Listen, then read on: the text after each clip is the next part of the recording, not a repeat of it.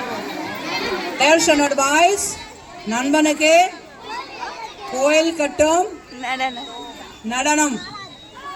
எல்லாரும் கோயில் கட்டிட்டு இடமே இருக்காதுல்ல நம்ம ஊர்ல.